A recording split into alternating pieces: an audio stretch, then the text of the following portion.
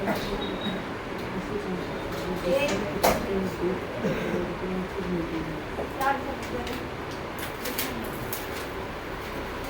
अभी तक अपन ने तो देखे राइबोसोमल आरएनए, तो था हमारा आरआरएनए। अभी अपन आगे के आरएनए देख रहे हैं जो है अपना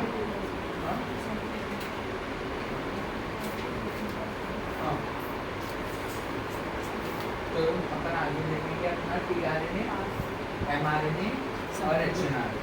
एटलीस्ट आरएनए फिर उसके बाद में हमारा जीन जो है वो स्टार्ट होगा। ट्रांसलेशन नहीं हो पाया ना तो यहाँ सब होता है।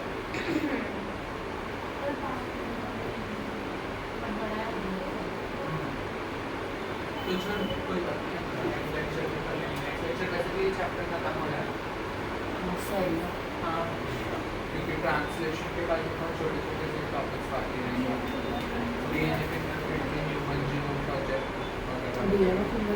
तो वो जल्दी हो जाएगा। तो लास्ट लेक्चर रहेगा ये चैप्टर का, अभी जो नेक्स्ट लेक्चर होगा। और अपन फिर नेक्स्ट चैप्टर डायरेक्टली स्टार्ट कर देंगे, प्रिंसिपल ऑफ इनहेरिटेंस। अगर वो इस लेक्चर में खत्म हो गया तो उसी लेक्चर में चालू कर देंगे, या तो फिर नेक्स्ट लेक्चर चालू करेंगे। ये वाला चैप्टर जो है वो थोड़ा ज़्यादा ऐसा थियोरेटिकल है देखने के लिए, पढ़ने के लिए।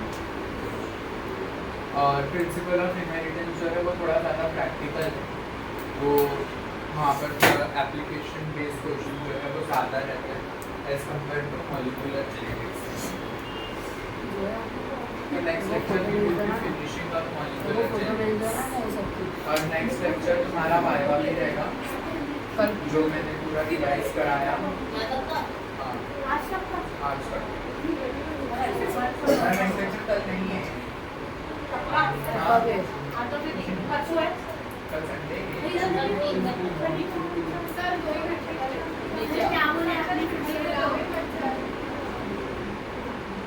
यहाँ तक का तो आता पड़ा है।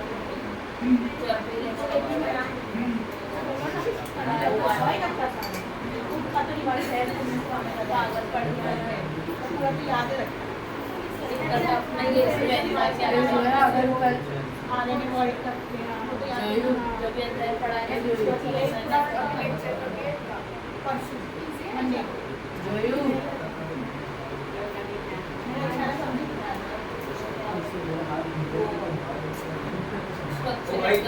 अरे वो समझ गई, तुम भी समझी पागल।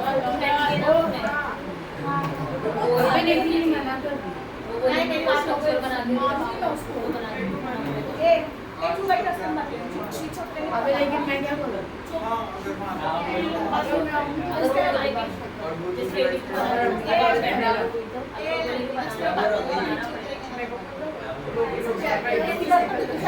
पहले सुनना कल अबे जोया कल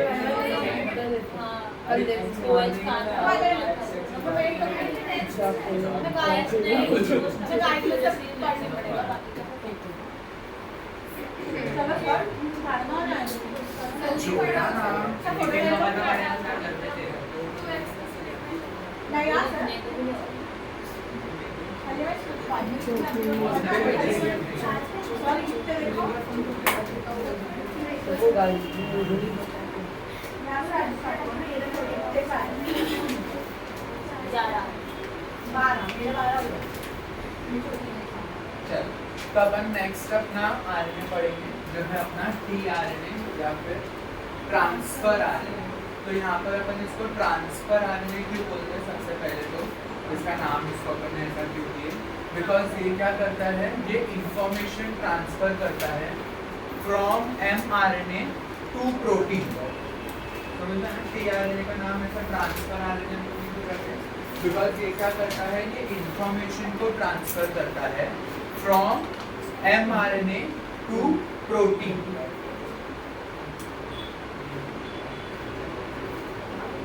फ्रॉम mRNA टू प्रोटीन। तो ये जो ट्रांसफर यहाँ पर हो रहा है अपने mRNA से प्रोटीन तक का, इस ट्रांसफर को अपन क्या बोलते हैं? अपना टीआरएनए। ये ट्रांसफर कौन करवाएगा इंफॉर्मेशन का? टीआरएनए करवाएगा।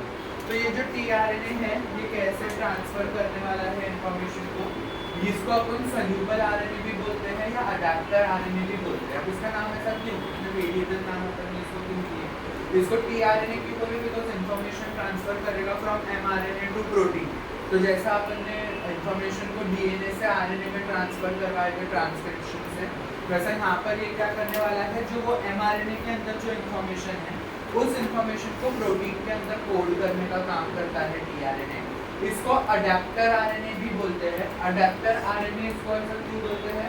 बिकॉज यही क्या करता है, अमाइनो एसिड को एक्सेप्ट करता है। अमाइनो एसिड को एक्सेप्ट करने का काम जो है वो इसका ही है। अडैप्ट करना मतलब क्या, ये अपने आप को बहुत चेंज करते रहता है, बहुत चेंजेबल आरएनए है ये एक ऐसा आरएनए है जो कॉन्स्टेंटली अपने स्ट्रक्चर को बदलते रहते हैं। तो इसीलिए इसको ऐसा अडैप्टर आरएनए भी बोलते हैं। सल्यूबल आरएनए इसको इसलिए बोलते हैं क्योंकि ये हमेशा तुमको साइटोप्लाज्मा में भी देखने के लिए मिलेगा।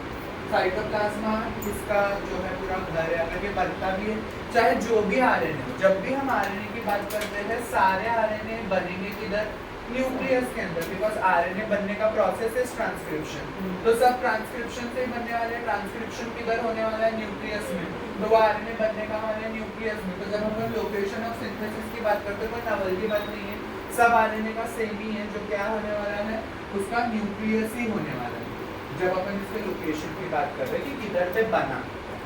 लेकिन जब मैं इसके फंक्शन की बात करूंगा तो फंक्शन के हिसाब से जो है ये आरएनए थोड़ा सा डिफरेंट हो जाता है। ये सारे के सारे जो तुम्हारे आरएनएस है वो फंक्शनल कब होते हैं, वो फंक्शनल होते हैं सिर्फ और सिर्फ राइबोसोम के अंदर। समझना, चाहे वो कोई भी आरएनए हो, आरआरएनए है, एमआरएनए है, टीआरएनए है, जो भी आरएनए है, वो फंक्शनल कहाँ होते हैं, फंक्शनल होते हैं राइबोसोम के अंदर। तो सबका जो फंक्शन वाला पार्ट है वो सेम ही होता है। अभी जैसे फॉर एग्जांपल अगर हम बोल रहे हैं कि डीएनए है, डीएनए से जो है क्या बनने वाला है, आरएनए बनने वाला है, और इसी आरएनए से क्या बनेगा, प्रोटीन बनेगा। तो ये जो डीएनए से आरएनए बनने का जो प्रोसेस है, जो ट्रांसक्रिप्शन, ये किधर होगा, न्यूक्लियस में। और आरएनए बन रहा है न्यूक्लियस में, मतलब उसका साइड सबका लोकेशन सेम। तो चाहे वो आरआरएनए हो, टीआरएनए हो या एमआरएनए, सबके सब किधर बनने वाले हैं, न्यूक्लियस में ही बनने वाले, बिकॉज ट्रांसक्रिप्शन वही होने वाला है। और ये सारे आरएनए मिलके क्या करते हैं, सबका एक ही फंक्शन है। जब अपन क्या बोले, प्रोटीन सिंथेसिस, जो अपना ये वाला कुछ स्टेप है ट्रांसलेशन, तो ये ट्रांसलेशन किधर होने वाला है, ये प्रोटीन सिंथेसिस कहाँ होने वाला है, राइबोसोम के अंदर। तो ये सारे के सारे आरएनए फंक्शनल कहाँ होने वाले हैं, राइबोसोम के अंदर। समझना, लेकिन बीच में एक लिंक है, वो क्या है, साइटोप्लाज्म। सबसे पहले ये आरएनए न्यूक्लियस से निकल के कहाँ आते हैं, साइटोप्लाज्म। और इस प्रोसेस को हम क्या बोलते हैं, ट्रांसलोकेशन। क्या बोलते हैं इस प्रोसेस का अपन, ट्रांसलोकेशन। तो जो भी अपना आरएनए बन रहा है न्यूक्लियस के अंदर, वो न्यूक्लियस में सिर्फ बनता है, फिर उसका न्यूक्लियस में है कि कुछ काम नहीं, तो वो आरएनए न्यूक्लियस से निकल के बाहर साइटोप्लाज्म में आ जाता है। और जब वो ऐसे अपनी लोकेशन को चेंज करता है तो इसी प्रोसेस को हम क्या बोलते हैं, ट्रांसलोकेशन। जैसे ही कोई भी आरएनए हमारे साइटोप्लाज्म में आ जाता है तो वो आरएनए को अब हम बोलेंगे एक्टिव आरएनए। तो समझ में, तो तुम्हारा साइटोप्लाज्म वो अरीना है जहाँ पर कोई भी जाके जो भी आरएनए वहाँ पर जाएगा वो एक्टिव फॉर्म में वहाँ पर जाएगा, एक्टिव होगा वहाँ पर। और अगर वो एक्टिव है तो वो अपना फंक्शन परफॉर्म करेगा। तो वो फंक्शन परफॉर्म करने के लिए उसको क्या चाहिए, राइबोसोम। वहीं साइटोप्लाज्म में बहुत सारे राइबोसोम घूम रहे हैं, तो वो राइबोसोम को क्या करेगा, वो पकड़ेगा और उसी राइबोसोम के अंदर वो आरएनए अपना फंक्शन परफॉर्म करेगा। ये सारे आरएनए के लिए सिमिलर है, समझ में आया, चाहे वो जो भी आरएनए, आरआरएनए, एमआरएनए, टीआरएनए, तीनों का साइट ऑफ सिंथेसिस न्यूक्लियस है, तीनों का साइट ऑफ एक्टिवेशन साइटोप्लाज्म है, तीनों का साइट ऑफ फंक्शन जो है वो राइबोसोम है, और तीनों का फंक्शन भी सेम है, that is nothing but protein synthesis. सबका अपना अपना रोल है वो प्रोटीन सिंथेसिस के अंदर। तो जब अपन ट्रांसलेशन पढ़ेंगे तब अपने को डिटेल में पता रहेगा कि कौन सा आरएनए क्या काम करने वाला है। तो वहाँ पर बस अपन देखेंगे कि ये है और ये काम करेगा और अपने आप प्रोटीन बन के अपने को वहाँ पर मिलेगा। तो ये सारे जो अपन आरएनए पढ़ रहे हैं ये सब अपने प्रोटीन फॉर्मेशन में काम आने वाले हैं, ये सब अपने ट्रांसलेशन के अंदर अपने को लगने वाले हैं, समझ में आया। अभी यहाँ पर जब अपन इसके स्ट्रक्चर की बात करते हैं तो ये सब हो गया, नाम वाम, लोकेशन, सिंथेसिस वगैरह। स्ट्रक्चर जब मैं देखूंगा इसका, तो इसका स्ट्रक्चर जैसे मैंने बोला बड़ा वेरिएबल। कैसा स्ट्रक्चर अपने को देखने के लिए मिलता है, 1 डिग्री स्ट्रक्चर जिसको बोलते हैं प्राइमरी स्ट्रक्चर, या फिर मैं इसको बोल सकता हूँ लीनियर स्ट्रक्चर। 2 डिग्री स्ट्रक्चर जिसको बोलते हैं सेकेंडरी स्ट्रक्चर और 3 डिग्री स्ट्रक्चर जिसको बोलते हैं टर्शियरी स्ट्रक्चर। तो ऐसे अपने को यहाँ पर 3 स्ट्रक्चर देखने के लिए मिलते हैं, प्राइमरी, सेकेंडरी और टर्शियरी। अब ये तीनों स्ट्रक्चर अपने को कैसे यहाँ पर देखने के लिए मिलते हैं? तो सबसे पहला अपन स्ट्रक्चर यहाँ पर देख रहे हैं जो क्या है मेरा प्राइमरी स्ट्रक्चर। प्राइमरी स्ट्रक्चर को लीनियर स्ट्रक्चर भी बोलते हैं। कहाँ मिलता है ये प्राइमरी स्ट्रक्चर टीआरएनए का? जब ये बनता है, जैसे ही ये बनेगा किधर बनेगा? अपने न्यूक्लियस के अंदर ट्रांसक्रिप्शन के प्रोसेस से। तो जस्ट इसका ट्रांसक्रिप्शन हुआ है अभी और ये अभी अभी न्यूक्लियस के अंदर है, तो ये अपने को इस फॉर्म में दिखाई देगा जहाँ पर ये स्ट्रेट स्ट्रैंड है, एक लीनियर स्ट्रेट स्ट्रैंड है जहाँ पर ऑब्वियसली 5 प्राइम और 3 प्राइम एंड है और ये बहुत छोटा है। इसके अंदर 75 से 90 न्यूक्लियोटाइड ही रहते हैं बस। 75 से 90 न्यूक्लियोटाइड की एक चेन बनती है, एक लीनियर स्ट्रक्चर बनता है और इसको अपन क्या बोलते हैं? Primary structure of tRNA. ये अपने को कहाँ मिलेगा? ये अपने को न्यूक्लियस में ही मिलेगा बिकॉज ये बनता वहीं है, तो ये न्यूक्लियस के अंदर ही वैसे फॉर्म में रहता है और ये इसका इनएक्टिव फॉर्म, ये जो फॉर्म अपन इसका देख रहे हैं ये इसका कैसा फॉर्म है? इनएक्टिव फॉर्म है। यहाँ पर वो कुछ काम करने वाला नहीं, समझ में? ये बना न्यूक्लियस में है इस प्राइमरी स्ट्रक्चर के फॉर्म में, बट ये यहाँ पर टिकता नहीं है। ये जैसे ही बन गया तो ये न्यूक्लियस से बाहर चले जाता है। अब ये कोई भी आरएनए न्यूक्लियस के बाहर कैसे जा पा रहा है? बिकॉज न्यूक्लियस के एनवेलप में पोर्स होते हैं जिनको बोलते हैं न्यूक्लियर पोर। वो न्यूक्लियर पोर के थ्रू जो है ये न्यूक्लियस से निकल के कहाँ आ जाएगा? साइटोप्लाज्मा। जैसे ही साइटोप्लाज्मा में आ जाएगा तो ये कन्वर्ट हो जाएगा किसके अंदर? अपने सेकेंडरी स्ट्रक्चर। अब इसका जो ये सेकेंडरी स्ट्रक्चर है इसको बोलते हैं क्लोव लीफ स्ट्रक्चर। क्या बोलते हैं इसको? Clove leaf structure. क्लोव मतलब एक लॉन्ग। तो अगर तुम एक लॉन्ग को देखोगे तो लॉन्ग में कैसा रहता है? एक मेन डंडी रहती है और उसके पत्ते रहते हैं ऊपर 4। तो वैसा यहाँ पर भी एक मेन डंडी रहती है और उसके 4 पत्ते जैसे स्ट्रक्चर्स निकलते हैं, तो इसको क्लोव लीफ लाइक स्ट्रक्चर ऐसा बोलते हैं जो लॉन्ग के पत्ते जैसा है। तो ये जो स्ट्रक्चर है इसके अंदर क्या डेवलप होता है? यहाँ पर इंट्रामोलिकुलर मतलब ये एक मॉलिक्यूल है, इसी मॉलिक्यूल के अंदर हाइड्रोजन बॉन्डिंग होती है। क्या होती है इसके अंदर? Hydrogen bonding. कैसी बॉन्डिंग है? इंट्रामोलिकुलर। कैसी है वो बॉन्डिंग इसके अंदर? Intramolecular hydrogen bonding. एक ही चेन है वो हमारे टीआरएनए की, उसी चेन के अंदर आपस में क्या हो रही है? वहाँ पर हाइड्रोजन बॉन्डिंग। हाइड्रोजन बॉन्डिंग तो होती ही है बट वो 2 अलग-अलग स्ट्रैंड के बीच में होती है। यहाँ पर 2 अलग-अलग स्ट्रैंड नहीं, एक ही स्ट्रैंड है और वो एक स्ट्रैंड के अंदर ही क्या हो रही है? हाइड्रोजन बॉन्डिंग हो रही है। तो इसके लिए अपन इसको क्या बोलते हैं? Intramolecular hydrogen bonding. और ये जो इंट्रामोलिकुलर हाइड्रोजन बॉन्डिंग है उसकी वजह से क्या हो जाएगा? ये एक ऐसा टिपिकल स्ट्रक्चर ले लेगा जहाँ पर क्या डेवलप होते हैं? जहाँ पर डेवलप होते हैं आर्म्स। तो कितने आर्म डेवलप होते हैं? टोटल 5 आर्म डेवलप होते हैं। एक आर्म जो अपने को ऊपर सीधा दिख रहा है और नीचे 4 आर्म और रहते हैं। जो नीचे वाले 4 आर्म है उनके एंड पे अपने को क्या देखने के लिए मिलता है? लूप। क्या देखने मिलता है? लूप के एंड पे लूप देखने के लिए मिलता है। अब ये जो लूप्स है उनमें से एक लूप जो है वो बहुत ही ज्यादा इंपॉर्टेंट होता है और वो कौन सा लूप है? वो वाला लूप है जहाँ पर क्या प्रेजेंट है? एंटीकोडॉन। क्या प्रेजेंट है जहाँ पर? एंटीकोडॉन। अभी अपने को इसका मतलब नहीं समझेगा, जब अपने को कोडॉन समझ में आएगा कि क्या होता है तब एंटीकोडॉन समझ में आएगा। ये क्या रहते हैं? ये अपने ग्रुप रहते हैं किसके? न्यूक्लियोटाइड के। और ये न्यूक्लियोटाइड की कितनी जोड़ी रहती है? 3। ट्रिपलेट कोडॉन बोलते हैं उसको। 3 न्यूक्लियोटाइड जोड़ी बनाते हैं और वो किसके ऊपर प्रेजेंट रहते हैं? mRNA पे प्रेजेंट रहते हैं। mRNA का एकदम उल्टा कॉम्प्लीमेंट्री एकदम उसका स्ट्रैंड जो है वो किसके पास में रहता है? अपने टीआरएनए के पास में रहता है। इसीलिए इसको क्या बोलते हैं? एंटीकोडॉन, क्योंकि ये कोडॉन का कॉम्प्लीमेंट्री। समझ रहे हैं? कोडॉन जो है वो 3 अपने न्यूक्लियोटाइड से बने हुए हैं। 3 न्यूक्लियोटाइड के मिलके एक कोडॉन बनेगा। उस कोडॉन का कॉम्प्लीमेंट्री पार्ट जो है वो किसके पास में है? टीआरएनए के पास में। और वो जो है उसको अपन क्या बोलते हैं? एंटीकोडॉन। और ये जो आर्म है जहां पर ये एंटीकोडॉन प्रेजेंट है इसको अपन क्या बोलेंगे? Anticodon arm. क्या बोलेंगे इसको अपन? Anticodon arm. समझ रहे हैं? और ये सेकेंडरी स्ट्रक्चर इसका कहाँ बनता है? ये सेकेंडरी स्ट्रक्चर इसका बनता है अपने साइटोप्लाज्मा। समझ? जैसे ही ये साइटोप्लाज्मा में एंटर करता है वैसे ही इसकी ये इंट्रास्पेसिफिक हाइड्रोजन बॉन्डिंग जो है वो स्टार्ट हो जाती है और यहाँ पर अपने को ये क्लोव लीफ टाइप पैटर्न जो है वो मिलता है। इसके बाद में क्या होगा कि ये एक्टिवेट होगा साइटोप्लाज्मा के अंदर ही, ये क्या होता है एक्टिवेट होना चालू होता है, एक्टिव फॉर्म में आता है। तो जब ये एक्टिव फॉर्म में आता है तो ये अपना जो डबल बॉन्डिंग वाला जो ये सेकंड डिग्री स्ट्रक्चर है, ये अपने आप को कन्वर्ट करता है किसके अंदर, एक टर्शियरी स्ट्रक्चर। किसमें कन्वर्ट करता है अपने आप को, ये टर्शियरी स्ट्रक्चर। टर्शियरी स्ट्रक्चर इसका कैसा है, it is inverted L shape. कैसा है ये, इन्वर्टेड एल शेप का स्ट्रक्चर है, जिसके पास में कितने आर्म प्रेजेंट है, सिर्फ 2 आर्म प्रेजेंट है। वो 2 आर्म प्रेजेंट कौन से, एक ये जो हॉरिजॉन्टल वाला आर्म है, इसको बोलते हैं अपन अमाइनो एसिड आर्म। क्या बोलते हैं इसको अपन, अमाइनो एसिड आर्म। और एक दूसरा आर्म प्रेजेंट है जहाँ पे कौन है, एंटीकोडॉन उसके लूप पे, तो इसके लिए अपन इसको क्या बोलेंगे, एंटीकोडॉन आर्म।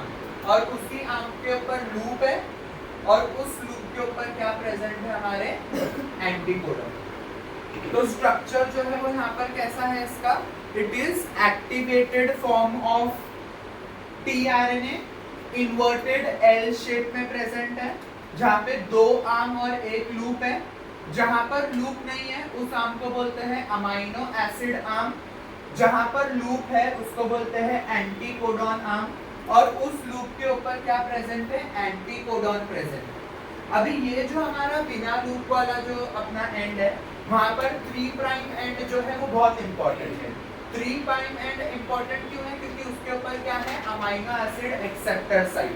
मतलब जैसे अपन ने बोले थे कि ये अडेप्टर है, ये अपना अमाइनो एसिड को एक्सेप्ट करता है, तो वो कौन से फॉर्म में अमाइनो एसिड को एक्सेप्ट करेगा, 3 डिग्री स्ट्रक्चर में ही करेगा, टर्शियरी स्ट्रक्चर में ही करेगा, वही उसका एक्टिव फॉर्म है। और ये किधर बनने वाला है, ये भी साइटोप्लाज्मा में ही बनने वाला है। और यहाँ पर होगा क्या, जो उसका 3 डिग्री वाला जो एंड है, उधर पे कौन अटैच होगा, अमाइनो एसिड अटैच होगा। इसीलिए उस आर्म का नाम क्या रखा है, अमाइनो एसिड एक्सेप्टर आर्म रखा है। समझ में आया। तो ये अपने को स्ट्रक्चर देखने के लिए मिलता है किसका, अपने टीआरएनए का। तो टीआरएनए का स्ट्रक्चर में अपन ने देखे 3 तरीके के स्ट्रक्चर होते हैं उसके पूरे जर्नी में। एक होता है प्राइमरी स्ट्रक्चर या 1 डिग्री स्ट्रक्चर, जो जैसे ही बनता है वो अपने को देखने के लिए मिलेगा, जो 75 to 90 बेस पेयर से बना होता है। 5 प्राइम 3 प्राइम एंड अपने को वहाँ पर मिलता है, लीनियर स्ट्रेट स्ट्रक्चर रहता है। फिर उसके बाद में अपन ने देखे अपना सेकेंड डिग्री स्ट्रक्चर या 2 डिग्री स्ट्रक्चर या सेकेंडरी।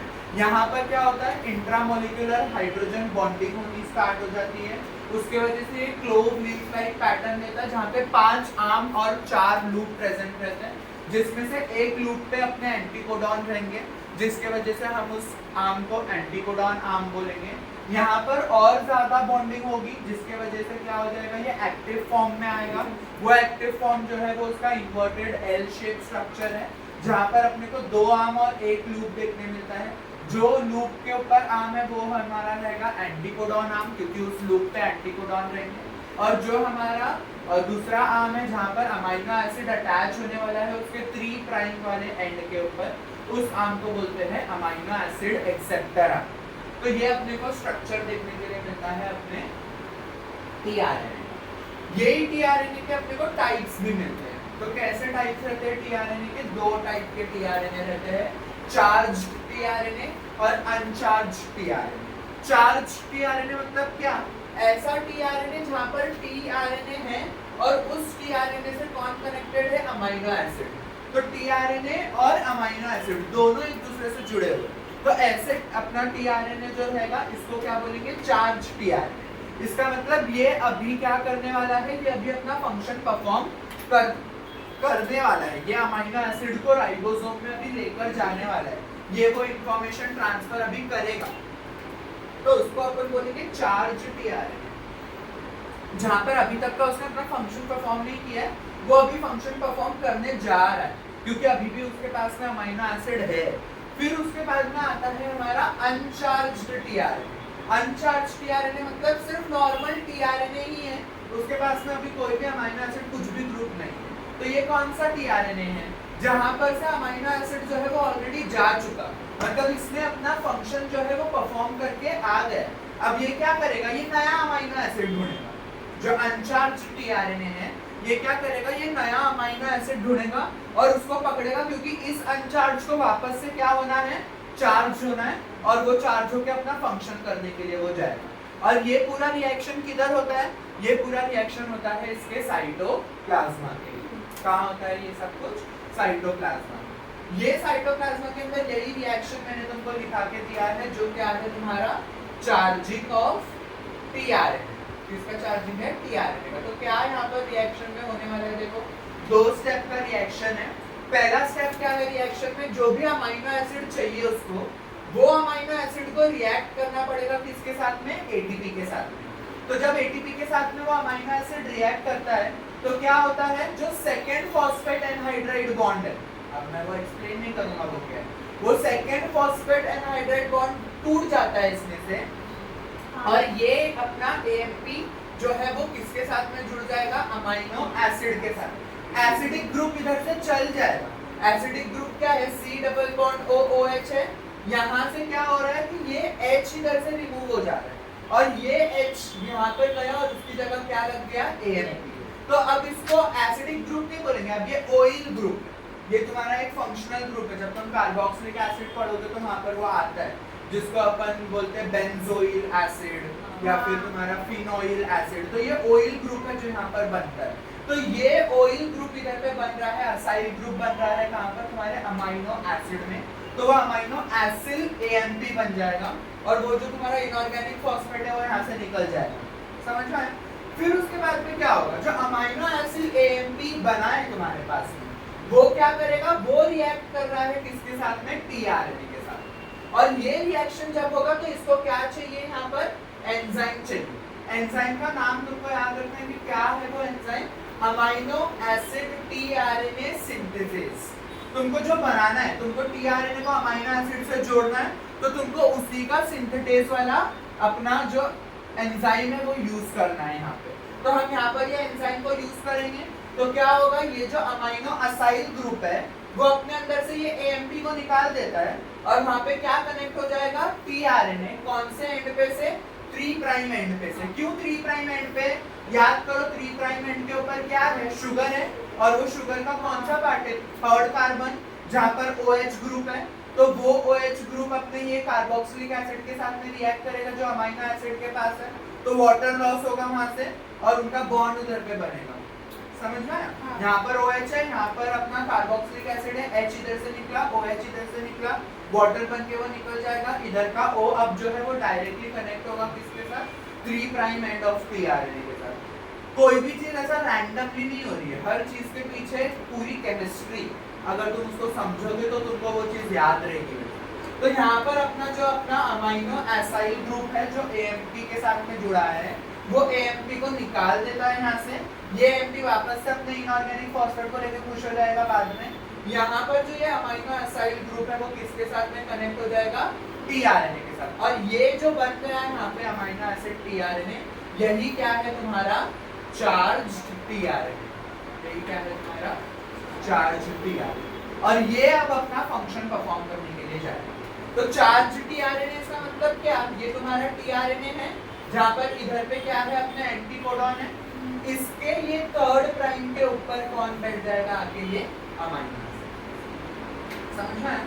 तो इसको अब अपन क्या बोलेंगे, अपना चार्ज टीआरएनए। ये सिर्फ इन्वर्टेड एल शेप के ऊपर ही होगा, बिकॉज वही उसका एक्टिव फॉर्म में। और ये पूरा रिएक्शन जो अपन ने देखे ये होने वाला है साइटोप्लाज्मा में, बिकॉज ये एंजाइम साइटोप्लाज्मा के अंदर रहेगा। समझा? टीआरएनए समझ में आया?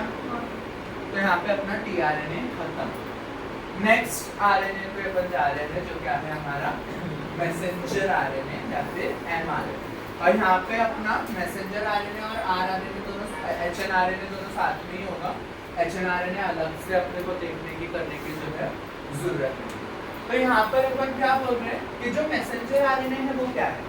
मैसेंजर आरएनए को अपन कैसे बताएंगे, कैसे डिफाइन करेंगे कि क्या होता है मैसेंजर आरएनए। जैसा कि इसका नाम है, ये मैसेंजर आरएनए क्या करता है, मैसेंजर आरएनए वो इम्पोर्टेंट आरएनए है जो एक्चुअल इंफॉर्मेशन जो है वो क्या करता है, डीएनए से लेकर आता है प्रोटीन बनाने तक। समझ में आया? अपन ने बोले थे टीआरएनए क्या करेगा, टीआरएनए एमआरएनए से इंफॉर्मेशन को कहाँ लेकर जाएगा, अपने प्रोटीन तक का लेकर जाएगा। बट वो एमआरएनए तक का है वो कहाँ पर आएगा, वो इंफॉर्मेशन कैसे आएगा, यहाँ पे ट्रांसक्रिप्शन, ट्रांसक्रिप्शन करेंगे। ट्रांसक्रिप्शन करके क्या होगा, सबसे पहले अपना डीएनए होगा, डीएनए से इंफॉर्मेशन किधर जाएगा, एचएनआरएनए में, और यही एचएनआरएनए फिर क्या हो जाएगा, कन्वर्ट हो जाएगा। किसके अंदर कन्वर्ट होगा, एमआरएनए। एमआरएनए को एम भी बोलते हैं, मैसेंजर आरएनए। मैसेज किसका ला रहा है, डीएनए का मैसेज ला रहा है कि डीएनए को प्रोटीन में ऐसा ऐसा ऐसा सब चाहिए, प्रोटीन ऐसा ही बनना चाहिए, वो डीएनए ने बोला है। वो मैसेज कौन लेकर आया, ये एमआरएनए। और इसी एमआरएनए के मैसेज को प्रोटीन तक कौन पहुंचाता है, फिर टीआरएनए पहुंचाता है। तो ये पूरी एक ट्रेल है, एक पूरा कॉन्सेक्यूटिव चेन है जिसको अपने को समझने का, यहाँ समझ में। तो सबसे पहला तुम्हारा डीएनए, डीएनए ने क्या बनाया, एचएनआरएनए। एचएनआरएनए कन्वर्ट हो जाएगा किसमें, एमआरएनए में, और ये एमआरएनए किसके साथ में मिलेगा, फिर टीआरएनए के साथ। और ये पूरा रिएक्शन होगा किधर, राइबोसोम में, जहाँ पे क्या है, आरआरएनए, और ये तीनों मिलके फिर तुमको क्या देंगे यहाँ से। तो ऐसा रिएक्शन पूरा कंप्लीट होगा। Each and every RNA is very important ये पूरे जर्नी के अंदर। डीएनए कुछ नहीं करता है, डीएनए सिर्फ स्टोर करा हुआ इंफॉर्मेशन, उसका काम है बस वो इंफॉर्मेशन को अपने अंदर रखना संभाल के, बस डीएनए उतना काम करता है। आगे का पूरा प्रोटीन बनाने का काम जो है वो भारी काम डिस्ट्रीब्यूट किया गया है किसके बीच में, आरएनएस के बीच में। और वो इतना डिफिकल्ट है काम कि वो आरएनए ने अपने बीच में वो काम को डिस्ट्रीब्यूट किया है कि एमआरएनए ये करेगा, टीआरएनए ये करेगा, आरआरएनए ये करेगा, और ये सब आरएनए एक टीम की तरह मिलके फिर अपने को जो है यहाँ से प्रोटीन को। तो तुम ऐसा नहीं बोल सकते कि ये आरएनए इंपॉर्टेंट नहीं है, इसको निकाल दो यहाँ से। Each and every RNA is important, हर जगह उसका एक इम्पोर्टेंस है, सबका अपना अपना जो वो लोग रोल प्ले कर रहे हैं वहाँ पे। एक भी अगर काम नहीं किया तो तुमको प्रोटीन नहीं मिलेगा या खराब हो जाएगा। समझ में आया? अब यहाँ पर जब अपन बात कर रहे कि डीएनए ने पहले क्या बनाया, एचएनआरएनए। ऐसा क्यों किया उसने, डीएनए चुपचाप एमआरएनए भी तो बना सकता था ना, एचएनआरएनए बनाने की क्या जरूरत है, जो अपना हेटेरोजेनस न्यूक्लियर आरएनए, वो इसीलिए क्योंकि जो हमारा स्ट्रक्चरल जीन है उसमें बहुत सारा ऐसा पार्ट है जो नॉन ट्रांसलेटेड पार्ट है। नॉन ट्रांसलेटेड पार्ट मतलब ऐसा जरूरी नहीं है कि जीन में जो भी डेटा है वो सब यहाँ पर आना चाहिए, कुछ चीजें इसको नहीं चाहिए। तो ये जो एचएनआरएनए है वो क्या रहता है, एचएनआरएनए में भी 5 प्राइम 3 प्राइम एंड है, बट इसमें दो पार्ट है। वो दो पार्ट कौन से है, एक ये जो दिख रहा है तुमको डार्क डार्क पार्ट्स, ये तुम्हारे समझो अगर एक्सॉन्स है, क्या बोलते हैं अपन इनको, एक्सॉन। और ये जो लाइट लाइट पार्ट है ये क्या है, ये हमारे इंट्रॉन्स है। तो ऐसे दो पार्ट रहते हैं, इंट्रॉन्स रहते हैं और एक्सॉन्स रहते हैं। यहाँ पर जो इंट्रॉन्स रहते हैं ना ये यूजलेस है, कुछ काम के नहीं, मतलब इंट्रॉन का यहाँ पर होने का कुछ फायदा नहीं। इंट्रॉन के अंदर जो इंफॉर्मेशन है मेरे को वो मेरे प्रोटीन में चाहिए ही नहीं, समझ में आया? तो ये इंट्रॉन का यहाँ पर रहने का कुछ फायदा नहीं। तो तुम बोलोगे फिर बनाया है क्यों, क्योंकि डीएनए में वो इंफॉर्मेशन है ना। डीएनए को नहीं मालूम कि मेरे को वो प्रोटीन नहीं चाहिए या मेरे को वो पार्ट प्रोटीन में नहीं चाहिए, वो तो मेरी बॉडी डिसाइड करेगी कि मेरे को कौन सा प्रोटीन चाहिए, कितना चाहिए, उसके अंदर क्या पार्ट है, वो बॉडी को मालूम। अगर बॉडी बोलेगी मेरे को नहीं चाहिए और वो मैंने डीएनए में से डिलीट कर दिया और वही वाला डीएनए डिलीट वाला डीएनए मैंने आगे पास किया और तभी मेरे प्रोजीनी को वो चाहिए रहेगा, तो अपन ये रिस्क नहीं ले सकते। अपन डीएनए में से इंफॉर्मेशन डिलीट नहीं कर सकते। डीएनए की इंफॉर्मेशन बहुत इंपॉर्टेंट है, चाहे अपन उसका प्रोटीन नहीं बना रहे, लेकिन फिर भी डीएनए में वो इंफॉर्मेशन रहनी चाहिए। और अगर डीएनए में वो इंफॉर्मेशन है तो वो इंफॉर्मेशन ट्रांसक्रिप्ट भी होगी, तो अपने को आरएनए में भी वो इंफॉर्मेशन मिल रही है। लेकिन आगे अब मैं मेरी मर्जी से क्या कर सकता हूँ, मॉडिफाई कर सकता हूँ, क्योंकि इस अभी मॉडिफाई करूंगा तो डीएनए की इंफॉर्मेशन में कोई भी चेंज, कोई भी हेरफेर नहीं आएगा। समझ में आया? तो यहाँ पर जो ये इंट्रॉन्स वाले जो पार्ट रहते हैं वो मेरे नॉन ट्रांसलेटेड पार्ट है, मतलब मेरे को उसका ट्रांसलेशन नहीं करने का है, मेरे को उसका प्रोटीन नहीं बनाने का है, ये यूजलेस पार्ट है, इसको मेरे को यहाँ से निकालने का है। सिर्फ एक्सॉन्स जो है वो मेरी काम की चीज है। तो ये जो इंट्रॉन और एक्सॉन से मिलके ये जो आरएनए बनता है, इसी को ही क्या बोलते हैं, एचएनआरएनए। इसी को ही क्या बोलते हैं अपन, एचएनआरएनए। इसलिए उसको हेटेरोजेनस बोले, क्योंकि उसमें दो अलग अलग पार्ट है, एक्सॉन भी है और इंट्रॉन भी है। इंट्रॉन जो यूजलेस है, जो मुझे नहीं चाहिए, एक्सॉन जो यूजफुल है वो मुझे चाहिए। तो ऐसा बीच बीच में से तो प्रोटीन नहीं बनाऊंगा मैं, तो इसको मेरे को यहाँ से निकालना पड़ेगा। तो ये जो एचएनआरएनए से अपन एमआरएनए बनाते हैं वो ट्रांसक्रिप्शन के बाद होने वाले ना, डीएनए में छेड़खानी नहीं करने का। ट्रांसक्रिप्शन के बाद अपन ये सब करेंगे, अपन HNRNA को कन्वर्ट करेंगे किसके अंदर, mRNA के अंदर। तो इसको क्या बोलते हैं, इसको बोलते हैं पोस्ट ट्रांसक्रिप्शनल मॉडिफिकेशन, PTM। क्या बोलते हैं इसको, पोस्ट ट्रांसक्रिप्शनल मॉडिफिकेशन। के ट्रांसक्रिप्शन हो जाने के बाद मैं क्या करूंगा, मॉडिफाई करूंगा किसको, HNRNA को, और वो HNRNA को मॉडिफाई करके क्या बनाऊंगा, mRNA। तो इसको अपन क्या बोलेंगे, पोस्ट ट्रांसक्रिप्शनल मॉडिफिकेशन। कि अपना HNRNA में जो इंट्रॉन है वो मेरे को क्या करने के हैं, निकाल देने के हैं वहां से। तो वो इंट्रॉन को जब मैं वहां से निकालूंगा और सिर्फ एक्सॉन जब बचेंगे मेरे पास, तो क्या हो गया, मेरा मॉडिफाई हो गया यहाँ पर RNA, HNRNA से वो क्या बन गया, mRNA बन गया। समझा? तो इसको अपन बोलते हैं क्या, पोस्ट ट्रांसक्रिप्शनल मॉडिफिकेशन। क्या बोलते हैं इसको अपन, पोस्ट ट्रांसक्रिप्शनल मॉडिफिकेशन। बात समझ में आई? यहाँ तक का समझा? तो यहाँ पर ये जो मैंने आगे स्टेप्स लिखे हुए हैं, ये सब क्या है, तुम्हारे स्टेप्स ऑफ PTM। कितने स्टेप होते हैं तुम्हारे PTM में, 3 स्टेप होते हैं। पहला स्टेप है कैपिंग, जिसको मिथाइलेशन भी बोलते हैं। दूसरा स्टेप है अडिनाइलेशन, और थर्ड स्टेप है स्प्लाइसिंग। ये 3 स्टेप होते हैं किसके अंदर, PTM में, पोस्ट ट्रांसक्रिप्शनल मॉडिफिकेशन। तो पोस्ट ट्रांसक्रिप्शनल मॉडिफिकेशन या PTM में 3 स्टेप है। क्या, अपना कैपिंग, जिसको मिथाइलेशन भी बोलते हैं, अडिनाइलेशन और स्प्लाइसिंग। ये 3 स्टेप करने के बाद क्या हो जाता है, HNRNA कन्वर्ट हो जाता है किसके अंदर, mRNA के अंदर। अब ये कन्वर्जन हम कैसे करते हैं, सबसे पहला स्टेप लेते हैं। तो पहले स्टेप में तुमको क्या चाहिए, सबसे पहले तो HNRNA।